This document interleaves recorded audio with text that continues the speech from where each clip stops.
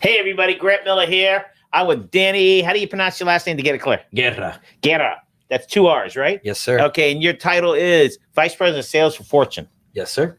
How many locations do you have in Dade County? We have 14 offices. How many realtors? Almost 1,000. Wow. First of all, how's business? Business is great. I think everybody knows how the market's doing. All different segments of it, different asset classes, whether we're talking about our developments or general real estate. We have been blessed and it's going great. There's rumors like in Palmetto Bay, there's like 8,000 homes and only 50 are on the market. That's nothing. Pinecrest, I hear why some people say, why didn't you hire a realtor? They're going higher and faster than they've ever been. Is that true? It is. We're at all-time lows on our inventory, and we have a lot of interest in the market right now. Whether it's Pinecrest, South Miami, Coral Gables, a lot of these sub-markets in Miami-Dade County. What's a sub-market? So a lot of people think about when they think about Miami, they talk about Miami Beach, they talk about Brickell, the markets that we saw getting established 15, 20 years ago. I remember, I grew up, born and raised in Miami. What part of Miami did you grow up in? Down by the falls, and then over in South Miami. Down. Just give me your address. 13010 Southwest 104th Avenue. Oh, that's the heart of the falls, right behind the Publix, right next to the YMCA. Yes, sir. And near the old JCC. Oh, absolutely. All right. So, where did you go to elementary school? Where did you go to middle school? Where did you go to high school? Where did you go to college? So I went to Palmer. And then I went to Columbus. Palmer Trinity. Yes. Well, back in my day, it was only Palmer. Was Carl Sturge there? Yes. Mark Sturge, Lee Sterling? Yep. Back in the day. And that was a long time ago. So like I said, I was the first 6th grade class of Palmer. And before they ever had one, we were the first launch for them in the 6th grade, and then graduated there 8th grade and went to Columbus, finished there, and then went into FIU. Okay, so Palmer, that was so you left in 8th grade. Yes, sir. No, that's why. Yeah, because those guys are a little bit older than you. I guess they all played football. All right, so how'd you get into the real estate business? Kind of born into it. My parents were in construction and development, so it was kind of natural. I was walking buildings since I was 4 years old. My father was part of the design build for 1221 Brickell with Michael Adler back in the day, and we did a lot of stuff in Doral. I remember Doral when it only had 2 restaurants. When it was Dorothy Al. Yes, sir. Most people don't realize Doral is named after the hotel in Miami Beach, who had a location also in West Dade, correct? Mm-hmm. And the name Doral is from a guy his wife was named Dorothy. Husband and wife, yeah. And his name was out. That's how most people go, where did that come from? Yep. So when your father was working out there, it was no man's land back then. Oh, my family opened one of the first businesses out there. And back then you had to pay to bring electricity and forget about bringing water. You had to dig a well, and the cows roamed free. So in the mornings you had to move the cows so you could open the shop. So it was definitely a different environment than what it is today. Well, all right. Let's talk more about Fortune. So where are some of the locations? Do you have one in Aventura and something else? You have locate stores there? Yes. Can you talk about your numbers? Like what were your sales last month? Our sales last month, and so just if we look at it industry-wide, the industry overall is doing well, and it's great for all of the realtors. As we had mentioned before, I'm the president of the Realtor Association in the residential division. And so I'm also responsible for helping promote our industry and helping the more than 50,000 agents that we have at the Miami Association of Realtors. So when we talk about our industry, it's been great overall. In fact, if we just look at Miami-Dade County and we look at what our numbers are, our median price last year, this time was $305. Today it's $491. So 305,000 a year ago to 491,000 this year. That's the median price. What is that? 30, 40, 50% increase? It's It's about no, not quite 50, but it's definitely a substantial increase. You're looking at almost arriving at $200,000 on a median in price. So most of our inventory is condos. So that's going to be most of our accessibly priced inventory. Our single family homes is a little bit higher in median price. And the price I'm giving you here is the single family home median price. Speaking about condos and apartments, every time you turn around, they're building new condos, new apartments. Will the market bust? Everybody said years ago, Brickell's going to bust. And it did bust. It went from owning to a lot of rentals. But there's so many people coming to Florida every day. 600 new people come to Florida. So will there be too many condos? Will there be too many apartments? What's your thoughts on it as president?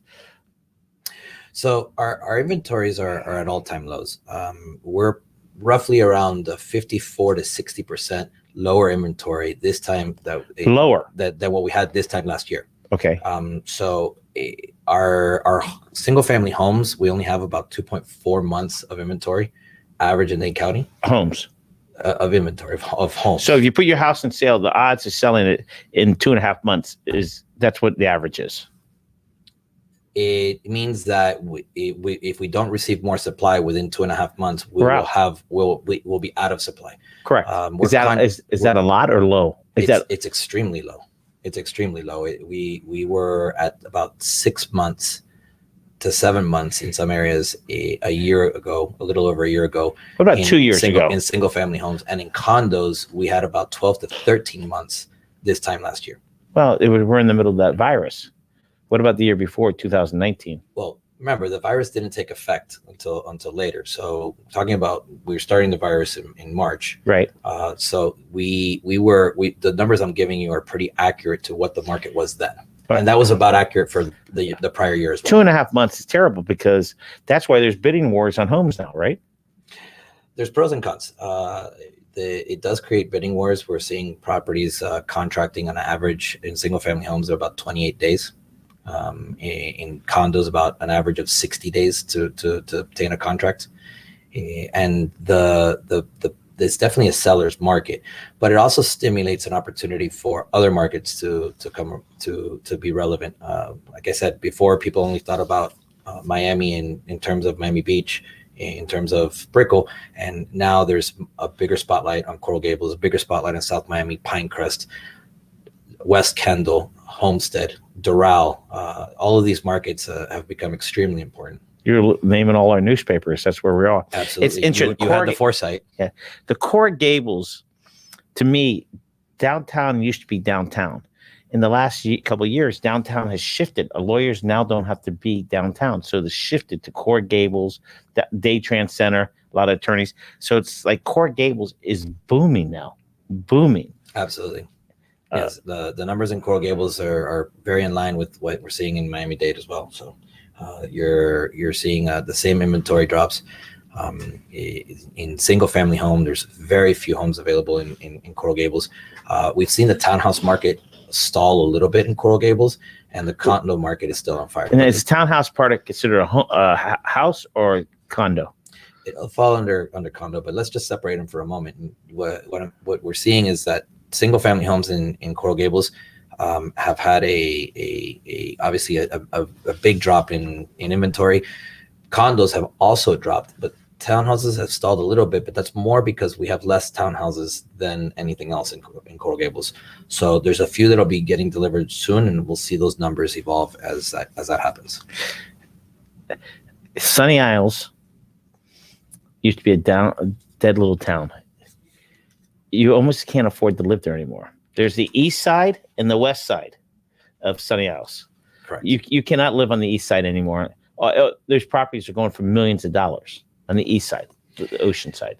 The different sub-markets within Sunny Isles have all improved and increased in price. Absolutely, whether you're on the beach side or whether you're on the west side. If you're on the west side, you can never see the sunrise because it's all condos. But you get a great sunset. Touche. It's Sunny Isles is an interesting town. It's divided now, the east and the west, because the mayor, who's still the mayor, wants to develop the west side, and those old homes, people didn't know. Let's keep it as simple as possible. All right, let's talk about Miami Beach. Is the market hot? Is it cold? All these in the South Beach, there's a lot of the national media is saying Miami Beach is being terrorized. Sales, does it show that in home sales or not? Miami Beach home sales continue to rise and do well, regardless of the media that we see. I think a lot of people that come to actually experience Miami, and not, when I say experience Miami, not just Miami Beach, but all of the submarkets within Miami, understand that it is not the negative media is not the norm, is not the case of the everyday experience there. And once you live that, then you continue to say, I want to be in this great weather market, this great economic market, this wonderful place that we call Miami. So, realtors, how long does it take? If let's say I want to be a realtor. People, how many realtors are there, first of all, in Dade County? So we as an association have about 52,000 realtors in the Miami Association of Realtors, the largest association in the country. That's out of 3 million. Let's say we have 3 million people in Dade County, or 2.5 somewhere. Let's say 2.5. What percentage is that? You good in math? What is that? It's a good amount. We have a fair amount of members. 1 out of 10. It's like it's crazy. You say not all of them are. Those are active licenses, correct? Those are active members. How long does it take to be successful in real estate? That's really relative. There's a lot of niche markets. It has a lot to do with how you got into the business. Did you get into the business cold and you need to learn everything, or did you get into the business because you have a lineage, or did you get into the business to do a very specific niche market? So there's not a set answer on how quickly you can become successful. What I can say is that to a new realtor coming into the business is education. Look for mentorship, guidance from seasoned members and realtors in the community, so that you can know more than your buyer. What I've realized that the realtors need to know their market. As you say, education.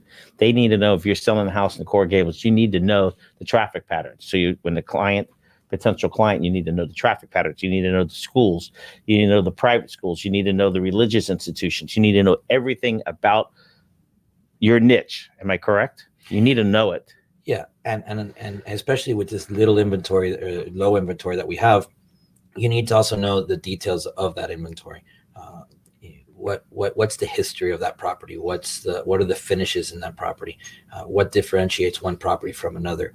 And it can all be good. We represent a lot of buildings. We're the largest representative of developer product in South Florida. We're representing anywhere from 28 to 30 buildings at Fortune International Realty at a time that we're developing, whether they're ours or a third party. And when you say it's yours, you mean Fortune built it? We develop as well as we represent third party developers. And when we do that, we say every building's great and they all have their own story. So there's a buyer for every building, but not every building is for every buyer. So the same thing happens when you look at the individual inventory market in Coral Gables or South Miami or Pinecrest. There's a buyer for that inventory. You just need to know enough about the inventory and enough about the buyer to get them together. Gotcha. All right, let's talk about Miami Realtors. We've been talking about Fortune, what you do for a living. Let's talk about your volunteer time. What does Miami Realtors do, and what's their plans in the future? So Miami Association of Realtors is very focused on helping the community. We don't only represent our 52,000 members, but we also support and represent the interests of the general community. So when we lobby for issues, it's not only realtor interests, but the community as well. As president of the residential board, our goals this year were to focus on communication, on advocacy, and on the specific member needs to be able to provide more tools and education to help the members better serve the community. When I speak about advocacy, we talk about not only advocacy for the realtors, but for the general community. During COVID, we experienced a situation where we were dealing with the associations of buildings maybe overstepping a bit on their power, not allowing people to move in or out of buildings, not allowing people to sell or buy properties, not allowing people to have a place to shelter in place. And so we worked along with DBPR to be able to modify some of those emergency powers that the associations had to facilitate someone who had purchased a property be able to move out of a condo, somebody who had purchased a property to be able to move in a condo, somebody who was trying to sell their property to be able to show it to a potential buyer. So those are just some of the things that we do. Other things that we work on is, as I mentioned, fair housing, affordable housing. And we lobby this at all levels of the government, whether it's... What's affordable housing? And we'll expand on that, but I wanted to finish the point of that. We lobby this at the federal level, at the state level, at the county level, at the city level, to help maintain the housing trust funds available to the people that need them, so that they're not used or reallocated into other sectors of the budget, to help make sure that financing is readily available to the people that need it, to first-time home buyers, to individuals buying a condominium, where in some cases in Florida is not treated equally to the rest of the states in the union, and a higher deposit is required in Florida as opposed to, say, another state. So these are things that we work towards, not only for the interests of the realtors, but for the interests of the community as well. Affordable housing. If you're a nurse and you're single, they need affordable housing to be close to their jobs. Sure. And there's programs that help. I'm talking about that levels. Affordable housing, all different levels, correct?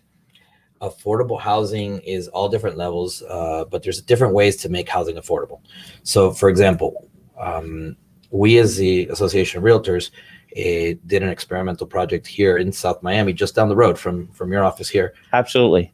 Where we took a lot that was zoned for nothing, basically. Nothing. It was a strip of land. It was a piece of land that was too small to be able to meet any of the code requirements to, or the city requirements to do something useful on it. So working hand in hand with the city of South Miami, we were able to bring a container home project into the market, which has actually helped all the different municipalities. For everybody knows, it's on 62 Avenue and 64th Street on the corner. Correct. And it's just about complete. It looks beautiful. And this is a new concept to create affordability, that by doing this pilot program in the city of South Miami, we have been able to influence and help find options in other municipalities throughout the county. But that project that you did, it's done across the country right now, right?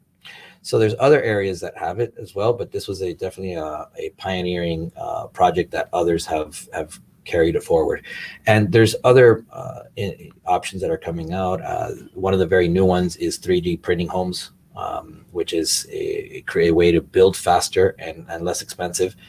So there's a lot of experimental ideas to create affordability. There's a treehouse concept that is also creating smaller properties that can be built on smaller pieces of land to create affordability. But affordability can also be done by the Housing Trust Fund at the state, where we just are fighting now to make sure that 100% of those funds that are allocated to the Sadowski Fund and the Housing Trust Fund can continue. Yes, it's the name of the fund. Is that the former state representative? Yes, and this is a fund that that helps first-time home buyers, buyers of low income, to be able to facilitate having that dream of owning a home. Gotcha. All right. So you guys are doing a lot of great work across the county.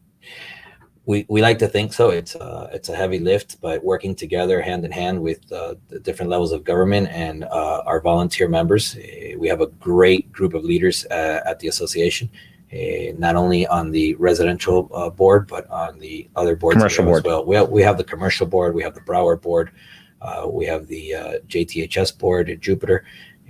So we have a lot of great leaders across our board that are all working together to help facilitate these things. So people want to know, why should I refinance, or shouldn't I refinance? What's the advantages of that? So I would always recommend that you speak to your friendly neighborhood mortgage broker to have the best advice on that. Refinancing is really relative to each individual's needs and situation. If you have more than a 1% difference in what you could receive today to what you already have, it could be a good situation for you to refinance. The low interest rates have really helped a lot of different buyers have a better opportunity.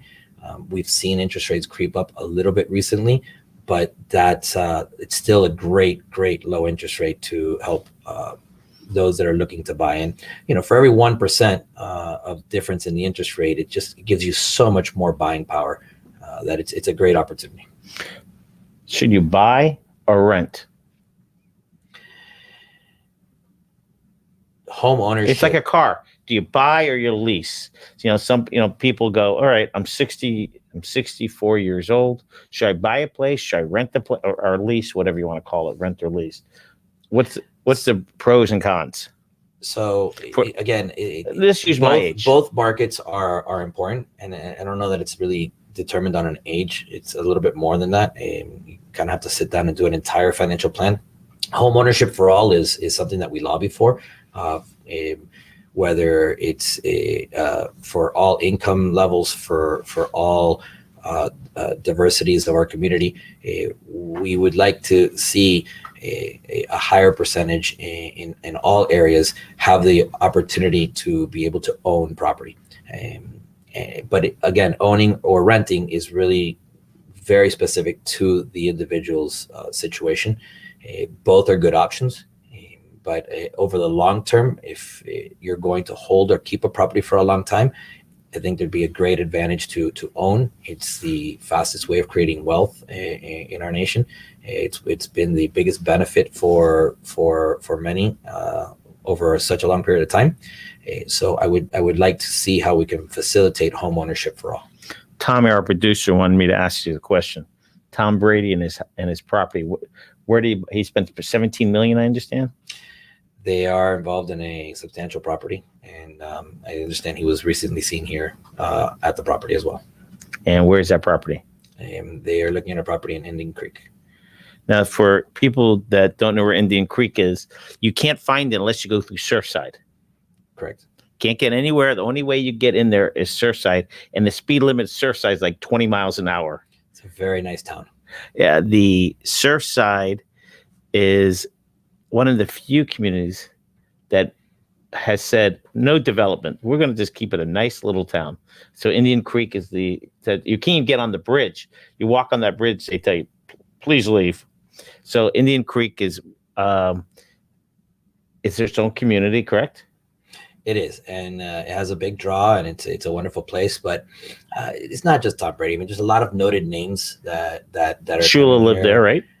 Absolutely, but we also have a lot of wonderful names that have been coming to Miami. Messi just bought a property as well in one of the towers in Biscayne, across the street from the arena. So there's a lot of wonderful names that have always been here, and many that are coming.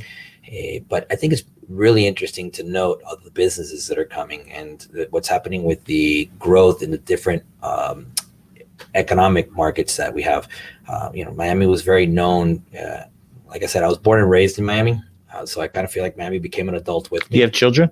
I do. Where do they go to school? My daughter is completing her law degree and master's, an MBA in University of Miami, and my son is at Key Point Academy in Brickell. Key Point, where is that? It's a small school. Where in Brickell? Just on the right next to the Icon. Okay, I'm just trying to picture where it is. Yeah, it's a great small school that has a wonderful program, and we're very excited to have him there. But to the point that I was going is that as Miami became an adult with me, it was exciting because I remember Miami was just known for vacations, shopping, a beach, and basically tourism. And today it's so much more. During this situation that we've experienced in the COVID change, I like to say that COVID wasn't a changer; it was an accelerator. Miami was already evolving; it was already changing. We started to have great restaurants, developing a lot of different industries, and a lot of people were learning to work remotely, but still kind of weren't really comfortable with it. Well, COVID accelerated all that, and it made it easy for people to understand, I can do this.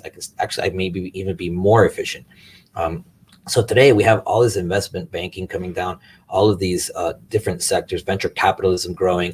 Our medical industry was growing greatly, and now it's growing even more. And it's all coming down to our heart. An article was just printed recently that said that we have over $150 billion being managed out of downtown Miami.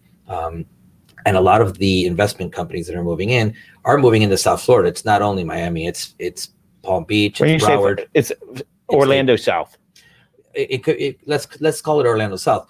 But the interesting part was that comparatively speaking, Miami-Dade County was winning on receiving more of these companies. And as these companies come down, their employees come, their support companies come, support staff come. So all of that is improving our economy and creating job opportunities and servicing and providing a business flow for the service businesses that we have locally as well. This is the first time in our modern history we have a mayor of the city of Miami, one of the large cities, who's focusing nationwide. We never really had that. We had Manny Diaz, who did it. He was the first one. And now Francis Suarez is really trying to bring major corporate companies and that's exciting for everybody. France is doing a great job. Our tech is growing great. Manny Medina really spearheaded that as well, and has done such a great job in laying the foundation and pushing that forward. And having Francis doing so much of what he's doing is really a benefit. And to see the tech sector grow in Miami now is going to be outstanding. And again, creating that opportunity for many to work remotely in a place that has such wonderful weather and such a wonderful market to enjoy. All right, we're gonna change the subject. We're not going to talk about real estate. We're going to find out who you really are, Danny. Oh wow, this is going to get Daniel. Is it Danny or Daniel? I've been called worse. Dan. Okay, you ready for this? The challenge goes on. You ready? All right. Are we ready, Tommy? Yep. Favorite local taco restaurant? Go. Favorite local taco restaurant? Really? South Miami. Anywhere. Taco Craft. Okay, you name it anywhere in Miami, because I don't know where you live. Your favorite pizza place? Go. Favorite pizza place? Miami's Best Pizza. Okay. Your kids' birthdays? Go. My kid's birthday, July 7th and August 12th. You married? I am. Your wife's birthday? July 23rd. Your mother-in-law? That's the most I important. don't know. What's your mother-in-law's name? Blanca. Blanca. Oh, right here. Come on. Your son-in-law doesn't know your birthday? All right, ready. Where do you eat? Where do you go out to dinner? Where do you eat chicken? Restaurant. What's your favorite chicken restaurant? Go. My favorite chicken. Joe's Stone Crab has an outstanding fried chicken. Unbelievable. You know what's better than the fried chicken? Their brownie. They have a brownie and ice cream about this big. Your superhero as a kid. Captain America's pretty good. Okay. Your favorite football team? Dolphins. Has to be. College. UM. Your favorite burger place? Ooh. I'm going to have to go to Monroe for that. Go ahead. Which one? I like the burger at Snooks. They have a good one. You know the burger place across from Margaritaville, right on. What's that burger place up there, Tommy? And downtown in Fort Lauderdale. It's in Hollywood. It's Le Tub. You ever been there? Mm-hmm. The Tub. It's like beat up. Yeah, but it's unbelievable. All right, give me some words about Thanksgiving. Words, not sentences. Words. Go. What do you love about Thanksgiving? Controversy. Touche. Okay, your favorite gift as a child for Christmas? You don't have a favorite when An you're RC car. okay. Where do you eat fish when you go out? I don't. We fish a lot. I like to eat our own fish. Ah, good. Okay, there we go. We got a fisherman. All right. So here's the next question.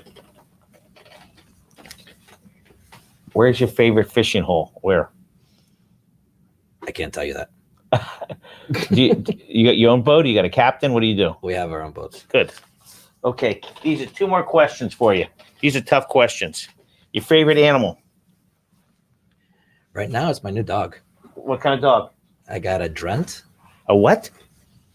I get that a lot. What? It's a Drent. What's a Trent?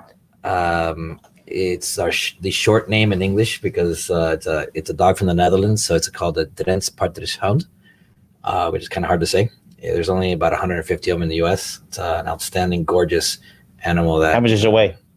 He's at about 70 pounds right now. Wow. Your And he's 9 months old. favorite sushi restaurant? My favorite sushi maki. I just want you to know. Locally owned. Sushi Maki. Ah, there you go. He went to Palmetto High School. Locally owned. Okay. The real test. Tommy, let's see if you have hot dogs. Are better. Dave Arbetter. See, this guy knows. In fact, Tommy does a show, a baseball show. It's called Weenie. What's it called? Mainline Marlins, but today's Weenie Wednesday, sponsored by our. Arbetters. There you go. Yeah. Okay. The magic of the mix. Why Fortune, if not one of the best real estate companies in the country? Why? Why is it successful? Aside from being one of the largest companies, real estate companies in South Florida, it's a company that's full service. We can manage any aspect of the real estate industry, whether it's management of your property, buy, sell, rent, looking for capital, helping out with loans. We have a lending division as well. We represent developers, so having the information and experience of the development side, it really helps out a lot. To be able to better service individuals that are trying to buy an individual property, whether it's a luxury home or a affordable home. We cover all areas through our 14 offices. Now, with that said, we have a great real estate industry completely. So just coming down and working with a realtor in Miami is what we encourage. Sounds like you're enjoying what you do. You volunteer work. What else do you do other volunteer work other than the real estate? We like fishing, as I said. We like hunting. I'm very outdoorsy. I like to be around the water, be in the woods, one way or another. Well, when you grew up in the Falls area, before I grew up on 136 and 77th. So before Falls, that's where we used to go hunting. Absolutely. Yeah. Rabbits and raccoons, everything was back there. And you could also go to the end of Coral Way back in the day, and, right. And there's a lot of different areas where you could do that. Now they kind of don't allow that, but we definitely have a good time with it. I also enjoy a lot with my son and my daughter, spending time with them. My son's a big athlete. My niece just qualified for state in pole vaulting, so she's what high school? She's at Gulliver. And so she's following the family, I guess. You're a pole vaulter in high school? I was. And in college. And what college did you go to? FIU. FIU. And you pole vaulted there? Yes, sir. Wow. It's an interesting sport. How much did you weigh then? Less. All right, we're going to look at this camera. We're going to wrap it up. We thank you. Anytime you want to come back and talk about the real estate market, we'd love to have you. Grant Miller here. Have a great day.